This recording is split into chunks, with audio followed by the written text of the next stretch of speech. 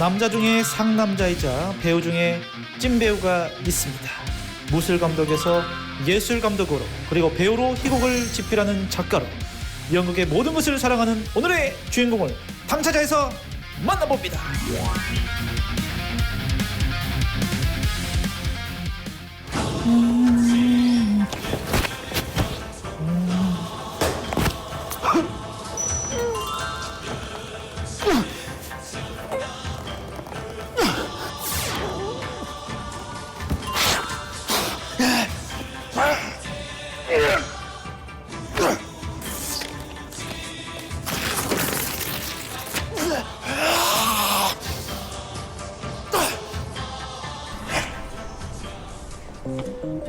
현수 씨 지금 뭐 하시는 거예요?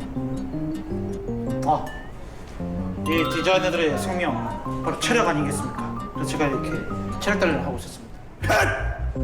가서 참선하세요. 자, 비웃으신 거죠? 네. 알겠습니다. 헛! sok.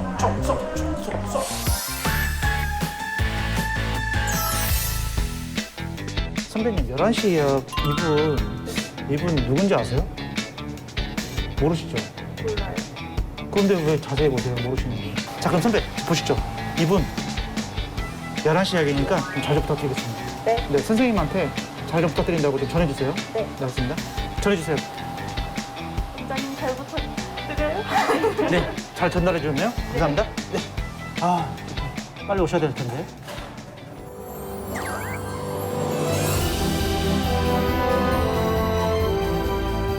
아, 11시면 왜 오실 시간 됐는데. 이런만 하면 꼭 오던데. 왜 안 오시지? 안녕하세요. 이런만 하면 꼭 오시더라고요. 아, 그런가요? 네. 반갑습니다. 우리 감독님 맞으시죠? 예, 맞습니다.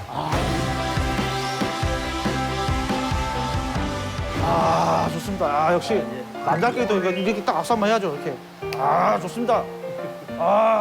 자, 이쪽으로 모시겠습니다. 가시죠. 예. 감독, 저희가 이제 최고의 우리 선생님을 모셨습니다.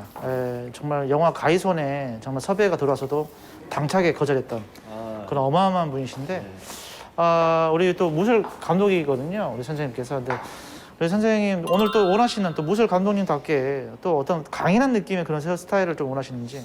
아니요, 지금 준비하고 있는 작품, 하고 있는 작품에 네. 평범한 기업체 대표거든요. 평범한 기업체. 예, 좀 세련된 그래도 중소기업 대표 분위기로 해주시면 좋겠습니다. 중소기업 대표 느낌이니까 정확하게 2대8 가르마 느낌으로. 네네. 2대8 가르마지만 약간 그래도 좀 거기 안에 또 세련미가 있는 2대8로. 무술 감독으로 우리 선생님을 알고 있거든요. 그러면 이거 지도만 하시는 건지 아니면 직접 연기까지 하시는 건지 좀 궁금해요. 무대 같은 경우는 직접 무대에 서보지 않고 움직여보지 않으면은 그 배우들의 입장 같은 거나 이런 걸 좀 알기 힘들거든요. 직접 연기도 하고 있고 다 하고 있습니다. 배우 입장에 먼저 서봤고 또 같이 쓰고 있으니까 아무래도 배우들 이제 상태라든가 몸의 움직임이라든가 그리고 거기에 당위성 같은 거를 찾기가 더 쉽고 이해시키기도 쉽죠, 아무래도. 그렇죠. 네. 그 무술 쪽에 들어오시는 분들, 신입생분들이 항상 처음에 그 하게 되는 실수. 본인이 예를 들어서 뭐 이런 액션을 하기로 했다 약속을 지면은 본인 것만 생각한다는 거죠. 상대를 배려하지 않고 그리고 상대와 같이 앙상블로서 호흡을 해야 되는데 그냥 내가 이거 분량 정했으니까 이것만 하고 딱 끝낼 생각하다 보면은 무대에서는 바로 사고가 나죠. 상대방은 피할 준비가 안 되는데 창을 진짜 찔러버리면 창을 맞게 되는 거잖아요. 한 10여 년 전에 후배랑 이제 작업을 하는데 그 후배가 무대가 처음이었던 거예요. 주인공을 맡아서 장수 역을 맡았는데 저는 이제 적장이었고 그 친구가 지금 준비되지 않은 그 상태에서 제 공격을 반대로 쳐버린 거죠. 반대로? 예, 저는 공중에 떠 있었고 그래서 공중에서 떨어진 상태에서 어깨로 떨어져서 어깨가 정말 그대로 내려앉아서 빠진 팔 어깨를 뒤로 묶어서 왼손으로 검을 쥐고 그러니까 거의 이렇게 잡아놓고 왼손으로 이렇게 한 거 아니겠습니까? 그래서 눈빛으로 여기를 쳐라 이런 걸로 해서 이렇게 한 거 아닙니까? 눈물을 흘리면서. 정말 대단하십니다, 진짜. 그렇게 해서 우리 이제 감독님께서 무대 감독, 무술 감독까지 자리까지 올라오셨는데 우리 감독님은 그 여러 무술 중에 어떤 무술을 가장 잘하십니까? 여러 가지 무예 중에 지금 제가 마지막에 배웠지만은 사실 그 태권을 접하기 전에는 그냥 뭐 이름 없는 그냥 액션 배우였거든요. 그런데 태권을 접함으로써 이후에 제가 이제 무술 감독을 하게 된 거예요. 그 태권이 아무래도 그 당시에는 생소하다 보니까 게다가 준비하고 있는 작품들이 사극이었고 이 가족분들도 이렇게 뭔가 이 무술을 좀 하신다고 들었습니다. 또 아버지는 경찰 간부이신데 그 전부터 이제 무예를 해오셨으니까 저희 가족은 제가 학교 들어가기 전부터 아침에 일어나면은 그냥 아침 일과로 검술도 하고 발차기도 하고 구구도 하고 그랬습니다. 그냥 그게 정말 죽기보다 싫었어요. 어릴 때는 꾸준하게 계속 그걸 끊지 않고 이어왔던 것 같아요. 그러다 보니 솔직히 지금 젊은 친구들에 비하면은 많이 모자라고 좀 실력도 떨어지지만 그냥 전 진득하게 그냥 오래 하다 보니까 어느 정도만 계속 유지하고 있는 것 같아요. 이 겸손하게 말씀을 하신 것 같은데 겸손함 안에 그 단단함이 있다고 해야 될까요? 그런 느낌이 좀 보입니다.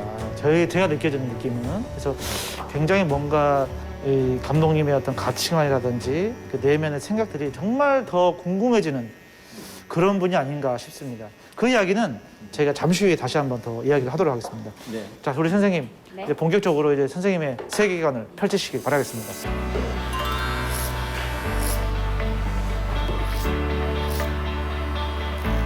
깔끔하고 뭔가 카리스마 있어야 될 것 같은 느낌이 들더라고요. 그래서 옆 라인이랑 뒷 라인은 좀 짧게 자르는데 대신에 너무 하얗지 않게.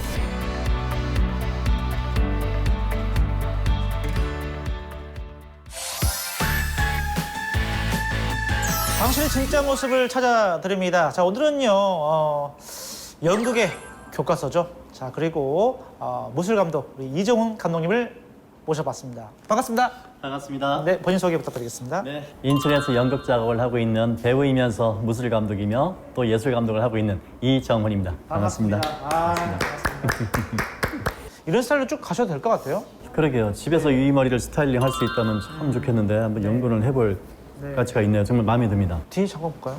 뒤에도. 예. 두상이 사실 저랑 좀 비슷합니다. 제가 뒤통수가 없는데 네, 저도 뒤통수가 네. 그 영화 300 절벽 느낌으로 확 떨어지거든요. 중학교 때 별명이 절벽이었어요.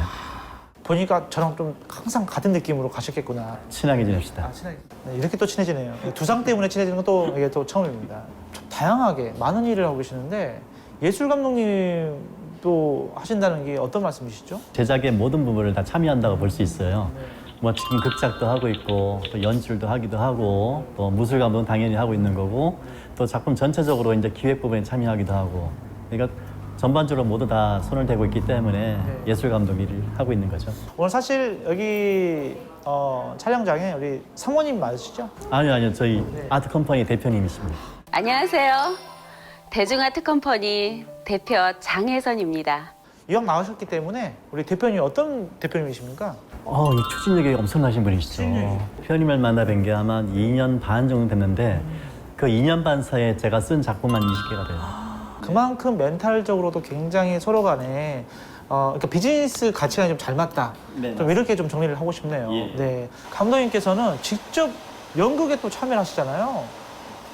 어떤 계기로 이렇게 또 연기를 하게 됐습니까? 20대 잠깐 경호원 생활도 했었고 그것도 제가 만족하지 못해서 후배를 양성해야겠다. 그래서 체육관이나 전수관을 이제 운영하고 있었는데 어느 날 갑자기 제가 멍해지더라고요. 내가 지금 하고 있는 게 뭐지? 내가 지금 이 일을 하고 내가 만족하고 있나? 뭔가 굉장히 허전한 느낌? 그래서 전수관을 운영하면서 처음엔 주말에만 이제 공연 작품에 연극 작품에 참여하다가 정말 아닌 것 같아서 하나의 올인을 하자 해서 이제 그 전수관을 후배한테 넘겨주고 과감하게 제가 이제 다시 공연 활동을 하게 됐습니다. 배우로서의 행복감보다도 배우는 이제 내가 가져가야 할 그 꿈의 한 부분이라고 생각해요. 제가 꿈은 이제 무예 예술입니다. 이게 정말 전문 예술인이었어도 장르를 바꿔야겠다, 늘려야겠다 해서 제가 이제 그걸 하고 있습니다. 그래서 무술 감독하면서 작품 활동도 하면서 나를 알리면서 이제 폭을 넓혀 나가는 거죠. 무예 예술의 어떤 대중성, 또 폭넓은 대중성의 영역을 넓히고 있는 어떤 강개토 대학 느낌의. 자, 그러면은 저희가 여러 가지 무예를 하신다고 하시니까 그 작품 안에서 했던 그런 동작들이나 그런 모습들 좀 저희가 볼 수 있을까요? 뭐 다는 못 보일 것 같고 네. 살짝 하나만. 아유, 감사합니다. 그럼 한번 보도록 하겠습니다.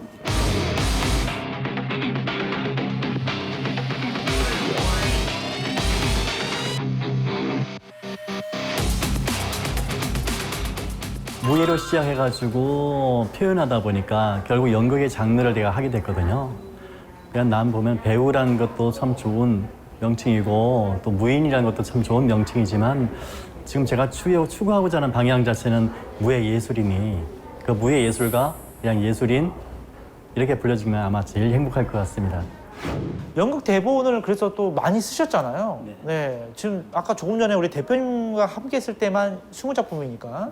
이 무예를 정말 극적으로 표현할 수 있는 그런 작품을 누가 써주기를 바랬어요. 네. 그런 작가를 찾아다녔었는데 못 찾고 심지어는 그런 연출가도 있을까?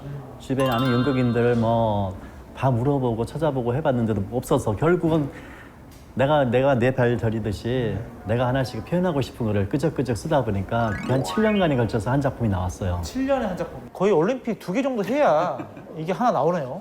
그래서 탄생된 게 각시붓꽃이라는 작품이었어요. 각시. 시붓꽃. 제 첫 작품이죠. 제가 극작하고 연출하고 무술 감독하고 출연까지 하고 네. 기획까지 했던. 저희도 개그맨들도 작품을 만들잖아요. 근데 이 작품을 올리고 끝낼 때 마치 내 자식을 키워서 보낸 듯한 느낌이 들거든요. 맞아요. 감독님은 어떠셨어요? 그 작품이 인해서 아마 제가 존재하는 것 같습니다. 뭔가 정말 그렇죠. 예, 제 인생에 정말 큰 아마 터닝 포인트였고 자신감을 얻었었는데 그때 대표님이 그 자신감을 당신이 갖고 있는 건 재주라고 이제 인정을 능력을 해줘서 인정을 해줬구나. 예.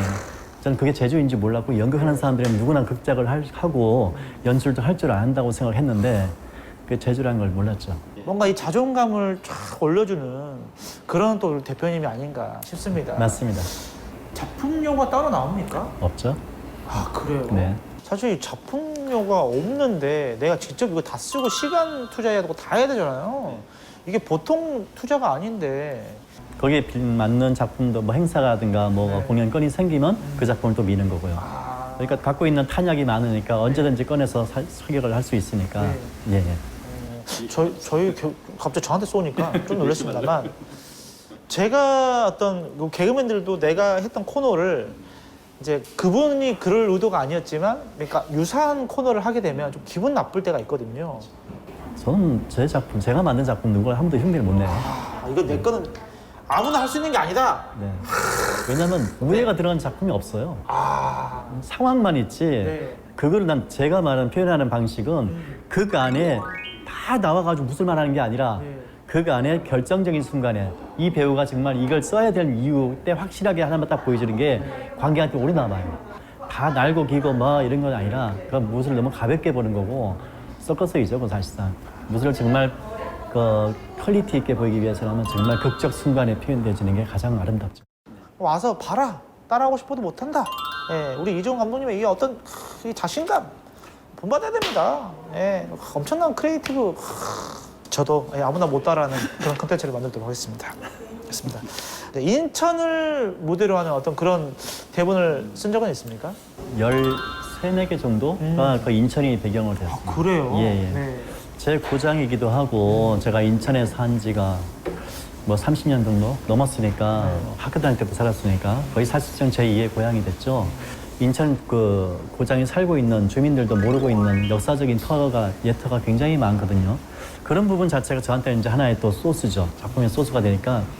그 작품 중에 가장 그래도 대중적이면서 사람들의 이목을 좀 집중시켰던 작품 어떤 게 있을까요?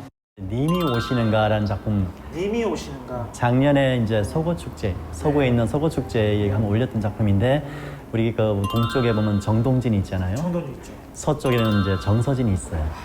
정서진은 이제 항상 우리 서해 바다는 일몰이 좀 아름답잖아요. 그 일몰을 가지고 실제 옛날에 그 지역에 있었던 얘기를 가지고 썼던 작품입니다. 굉장히 그 일반 사회적으로 이렇게 다니면서 일상에서 그런 캐치하는 능력이 굉장히 뛰어나신 것 같아요. 그런 거 보면은. 감사합니다.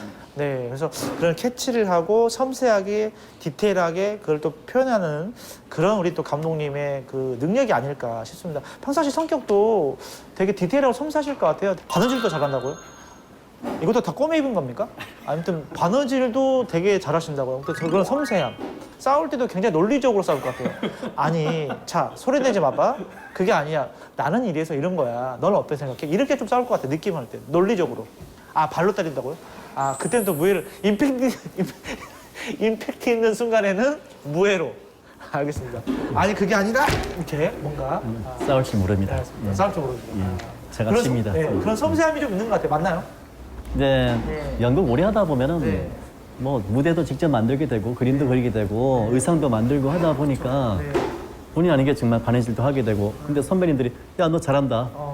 아 그래요? 감사합니다. 이러고 열심히 바느질 하다 보니까 그게 재주인 걸 알았고 용접 같은 거 처음 해봤는데 어떻게 야 용접을 잘하니? 아 내가 이거 잘하는구나. 용접 열심히 하게 되고 개그맨들도 이제 직접 만들 때 많거든요. 그러니까 우산을 누르면 그냥 미살처럼 나가는 걸 직접 만들고 있고, 그럼 이제 집에 와이프나 이제 애들은 좀 도대체 뭐 하는 건가 이 사람은 할 텐데 우리한테는 그게 엄청나게 소중한 거잖아. 엄청나게 중요한 거잖아요. 네, 다방면에 함께하고 있는 또 저와 뒤통수가 어울리고 있는 우리 이정훈 감독님과 함께하고 있습니다. 최근에 이제 작품 하나 또 하고 있지 않습니까? 네. 우리 또 연극 제목이 엄마를 찾습니다라는 제목으로 연극을 하고 있는데 어떤 작품입니까? 엄마를 찾습니다 같은 경우는 누구나 다 일상에 살고 있는 사람들은 다 공감할 수 있는 내용이에요. 치매 어머니를, 치매 부모님을 모시고 있는 그 가족들의 얘기예요. 솔직히 치매 걸리신 분들 힘들지만 그걸 모시고 있는 그 자식들은 사실 더 힘들잖아요. 거기에 대한 일상 얘기를 너무 지루하지 않게, 너무 이제 심각하지 않게 약간 좀 재미 요소 집어넣고 약간의 이제 액션도 들어가고 이렇게 해서 재밌게 그걸 표현한 작품이에요. 6월 말까지로 잡아놨고 매주 토요일날, 일요일날 오후 4시에 대중아트홀에서 하고 있습니다. 많은 관람 부탁드리겠습니다. 자, 다방면에 함께하고 있는 우리 이정훈 무술감독 겸 예술감독님과 함께하고 있습니다. 많은 작품들을 이제 또 앞으로 또 준비를 하고 계신다고 들었습니다. 어떤 작품을 또 준비하고 계신가요? 남들이 하지 않은 그 장르가 있어요. 너무 어렵고 힘들기 때문에 전쟁극이에요. 무대에서 전쟁극이란 정말 표현될 수 있는 모든 저 테크니컬이라든가 이런 것들이 다 동원돼야 될 문제고 특히 인천 같은 경우는 역사적인 그런 사건들이 많잖아요. 예? 그 인천 상륙작전이 있기 전까지 활동했던 암흑에서 활동했던 우리 켈로 부대 거기에 대한 얘기도 써도 되고 아니면 정말 레가도와 거기에 그 심리적인 같은 거 그런 것도 표현해도 되고 인천에 정말 발굴하지 않은 그런 금강석 보물들이 많습니다. 그거를 끄집어내서 갈고 닦아서 하나의 예술로서 인천인 시민들한테 우리가 살고 있는 고장이 이런 정말 값어치 있는 곳이라는 것을 알려주고 싶어요. 술을 익혀서 돌을 쌓고 그리고 돌을 쌓은 걸 내 안에서 표현돼서 보여지기 때문에 이게 무예라고 하거든요. 저는 정말 내 안에 모든 삶이라든가 뭐 희노애락을 다 무예와 같이 했기 때문에 내게는 그냥 이 삶 자체입니다. 열심히 응원을 하겠습니다. 꼭 잘 풀어내서 역시 이정훈 감독이 이걸 풀었구나 이런 말을 꼭 들을 수 있기를 바라보겠습니다. 알겠습니다. 자, 우리 감독님 오늘 저희와 함께 대화 나누셨는데 어떠셨나요?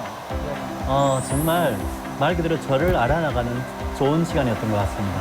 정말 제 자신에 대해서 다시 한번 깨우치는 기회가 됐고 머리도 이렇게 정말 마음에 들게 스타일링한 것도 너무 기분이 좋고 앞으로 제 꿈에 대해서 한 번 더 정말 뚜렷하게 방향이 잡아지는 것 같아요. 정말 좋은 시간이 된 것 같습니다. 네, 저희도 이렇게 한 작품을 만들기 위해서 이런 생각을 하고 이런 노력을 하시는구나. 다시 한번 저희도 배울 수 있고 알 수 있었던 그런 시간이었던 것 같습니다.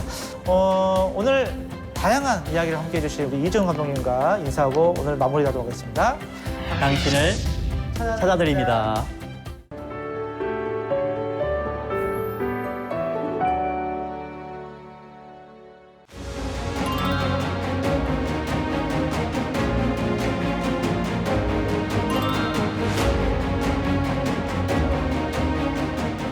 플렉스 제로 캠페인이라는 건 저희가 일상생활에서 낭비되는 플라스틱을 갖다가 줄이자라는 운동이게 되겠고요. 시민들께서 모아주신 그 티끌 플라스틱을 재활용을 통해서 자원순환 키트를 제작해서 돌려드리는 그런 운동이 되겠습니다.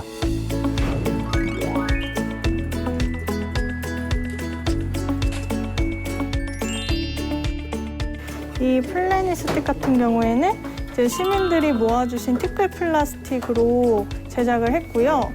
티끌 플라스틱으로 이렇게 플라스틱 바디를 만들고 그 안에 칼날을 삽입을 해서 플라스틱 병에 라벨을 이렇게 쉽게 제거하고 병목고리를 제거해서 버려지는 그런 불필요한 티끌 플라스틱이 다시 자원화될 수 있게 만드는 그런 도구입니다. 그래서 그 투명 플라스틱 병에 그런 분리 배출을 더 쉽게 만들 수 있는 그런 도구인 거죠. 솔직히 남는 거 들어가서 사는 것도 안 하고 그냥. 저는 팀장인 언박싱이라는 것은 어떤 택배를 받거나 상품을 개봉하는 그런 말을 뜻하는데 저희는 그 지구를 어떤 택배에 비유해서 지구를 열어보고 그 안에 어떤 환경 문제들이 있고 겉으로 보기에는 되게 살기 좋아 보이는 지구지만은 내면으로 보면은 되게 안타까운 현실들이 되게 많아요. 예를 들면은 침출수 문제도 있고 불법 쓰레기 매립도 있고 생물 다양성 감소와 같은 여러 안타까운 환경 문제들이 많은데 그런 문제들을 확인해보고 열어보고 많은 분들께 이걸 어떻게 알릴 수 있을지 고민해보고 그런 캠페인을 기획하면서 활동하는 그런 단체입니다. 저희가 이번 플렉스 제로 캠페인에 참여하게 된 계기는요. 최근에 이제 본가에 내려가서 이제 플라스틱을 이제 분리 배출을 하러 갔었는데요. 분리 배출하는 공간에 이제 일반 쓰레기부터 플라스틱 쓰레기, 음식물 쓰레기까지 굉장히 많은 쓰레기들이 한 곳에 뒤엉켜 있는 모습을 보고 저는 뭔가 무섭다라는 생각을 하게 되었습니다.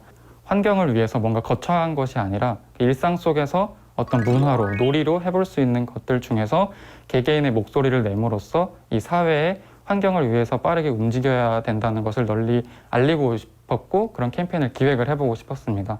환경특별시 인천에 소재하고 있는 인하대학교 학생으로서 인천시가 이번에 환경특별시로 전환을 함에 따라 이런 그 자원순환에 관해 굉장히 관심을 많이 갖고 있는 것을 알고 있는데요. 저 또한 그 자원순환에 굉장히 관심이 많기 때문에 이번 플렉스 제로 캠페인에 참여하게 되었습니다.